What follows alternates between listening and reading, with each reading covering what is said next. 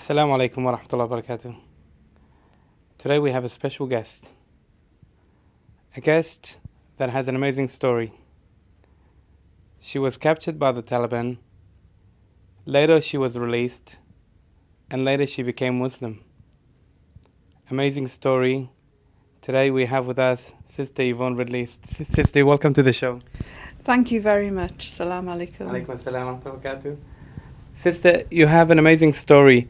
Tell us, you were captured by the Taliban, later you were released, and later you became Muslim. Tell us your story. It is an unusual story. I was working as the chief reporter of the Sunday Express newspaper in London and was sent to Pakistan following the events of 9/11. And I was with about 3,000 other journalists recording the build-up to the war. When I thought, I needed to get a special story that nobody else had gone for. And so I decided to sneak into Afghanistan and do a special report on what life was like under the Taliban. And talking about it in the cold light of day, it sounds like a crazy thing to do, but it seemed a reasonable mission to go on. And I put on the all-enveloping blue burqa, and with two guides I sneaked into Afghanistan, worked there for a couple of days and then headed back. And as I was heading back, I was rumbled by the Taliban. I fell off a donkey, actually. And the one piece of equipment that I'd taken in, a camera, was seen, and it all led to a series of situations, and I was arrested. Held for 10 days, firstly in Jalalabad and then in Kabul. And I was released on humanitarian grounds, and after I returned to London, I had made a promise to my captors. I said, if you let me go, I promise I'll read your holy book, I'll study Islam. And that's exactly what I did when I got back to London.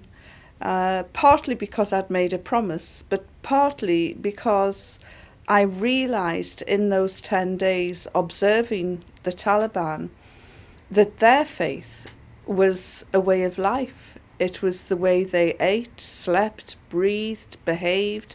Everything they did was within an Islamic context. And I thought, well, if all Muslims are like this, then how can I report with any authority in the Muslim world if I know nothing about this faith? And so I began to study Islam. People said that I made a great leap of faith when I converted 2 years later, but I was already a practicing Christian. I went to church maybe twice a month, which in Britain is bordering on fanaticism.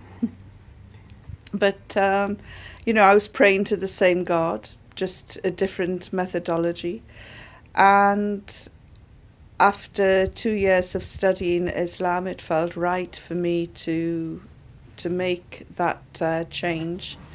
And so there was no great leap of faith, still praying to the same God.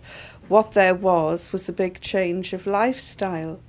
And I have to say, for anyone looking at me at the moment, they'll be thinking, well, why is she covered in black? Black is my favourite colour, and my little black dress is now a big black dress. Okay.